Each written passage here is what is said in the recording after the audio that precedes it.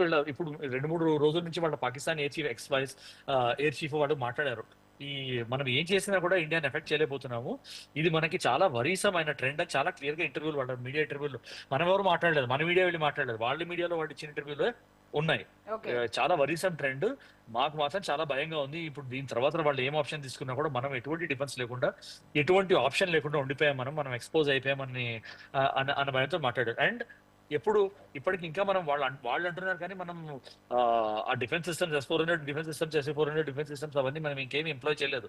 Basic air defence సిస్టమ్సే మనము ఏవాక్స్ ని, early warning systems వాడుతున్నాం. ఇంకా ఆ డిఫెన్స్ సిస్టమ్ ఇంకా ఎంప్లాయ్ చేయకుండానే ఇంత సక్సెస్ రేట్ ఉంది మనకి, వాళ్ళకి అంత ఫెయిల్యూర్ రేట్ ఉంది. అదే ఒకవేళ అది ఎంప్లాయ్ చేసి మనం అగ్రెసివ్ అయ్యామంటే, ఇప్పటిదాకా మనం డిఫెన్స్ సిస్టమ్స్ తీసుకున్నాం. మీరు అటాక్ చేస్తుంటే మేము కౌంటర్ అటాక్ చేస్తాము, కౌంటర్ పంచ్ చేస్తాం, కానీ మేము మాట్లాడి మేము అటాక్ చేయమని. So that may change. Okay, ఇవాళ రేపటి చేంజ్ అవ్వచ్చు after meeting with prime minister and all. కానీ దీనిలోనే మనం మనకి వాళ్ళకి డ్యామేజ్ చేస్తున్నామంటే, మనం ఒకవేళ అగ్రెసివ్ అయ్యామంటే వాళ్ళకి ఏం నష్టం జరుగుతుంది అనేది వాళ్ళు ఆల్రెడీ ఎవాల్యుయేట్ చేస్తున్నారు. దానిలో ఎటువంటి అనుమానం లేదండి. ఓకే, శేష్ గారు ఇందాక మాట్లాడుతూ అంతర్గత భద్రతకు సంబంధించి స్టార్ట్ చేస్తారు మీరు, ఒక్కసారి దాని గురించి. ఇప్పుడు దేశ సరిహద్దుల్లో ఒక సంక్లిష్టమైనటువంటి పరిస్థితి, ఉద్రిక్తతలు నెలకొన్నటువంటి ఈ నేపథ్యంలో మనం అంతర్గతంగా కూడా భద్రతకు జాగ్రత్తలు తీసుకోవాల్సినటువంటి అవసరం ఉంది.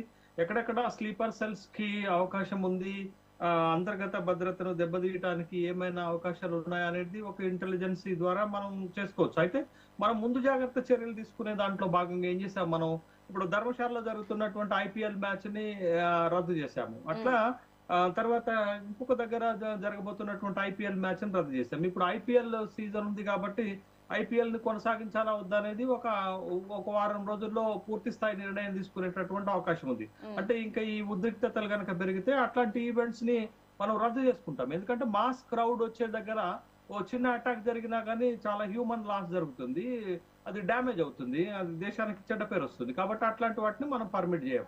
రెండోది, మనం ఇంకో కీలకమైనది ఏంటంటే తెలంగాణ మీకు తెలంగాణ రాజధాని హైదరాబాద్ లో ఇంకొక ఈవెంట్ జరగబోతుంది రేపటి నుండి. శనివారం మే 10వ తారీఖు నుంచి మే 31వ తారీఖు వరకు దరిదాపు 22 రోజులు ఒక ఇంటర్నేషనల్ ఈవెంట్ జరగబోతుంది. మిస్ వరల్డ్ పోటీలు జరగబోతున్నాయి. బట్ మిస్ వరల్డ్ పోటీల్లో దాదాపు 120 దేశాలకు సంబంధించినటువంటి ప్రతినిధులు, 120 దేశాలకు సంబంధించినటువంటి వాళ్ళు పాల్గొనేటటువంటి అవకాశం ఉంది. చాలా పెద్ద ఈవెంట్, ఇంటర్నేషనల్ ఈవెంట్. బట్ ఈ ఈవెంట్ రేపు స్టార్ట్ అవుతుంది కాబట్టి మరి దీని పరిస్థితి ఏంటది? ఇప్పటివరకు అయితే ఈవెంట్ ని కొనసాగించాలనేటటువంటి నిర్ణయం ఉన్నట్టుగా మనకు కనపడుతుంది. బట్ హైదరాబాద్ లాంటిది కూడా ఒక స్ట్రాటజిక్ సెంటర్ కదా.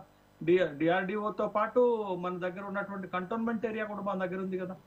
DRDO ఉంది, కంటోన్మెంట్ ఏరియాస్ ఉన్నాయి. కాబట్టి ఒక స్ట్రాటజిక్ ప్లేస్ హైదరాబాద్ కూడా. అందుకే కదా మనం మొన్న మాక్ డ్రిల్స్ హైదరాబాదు, విశాఖపట్నం లాంటి ఒక కీలకమైనటువంటి నగరాలు నిర్వహించింది. కాబట్టి ఈ మిస్ వరల్డ్ పోటీల పరిస్థితి ఏంటనేది కూడా ఒక చర్చనీయాంశంగా మారిపోయినటువంటి సందర్భంలో ఇట్లాంటి ఈవెంట్స్ బహుశా హైదరాబాద్ లాంటికి పెద్దగా ఎఫెక్ట్ ఉండదు. కానీ మనం ముందు జాగ్రత్తలు అయితే తీసుకోవాలి కదా, ఆ ముందు జాగ్రత్తలు తీసుకుంటున్నాం. ఇదొకటైతే. రెండోది, ఇప్పుడు చాలా చాలా లిమిటెడ్ అటాక్స్ జరుగుతున్నాయండి.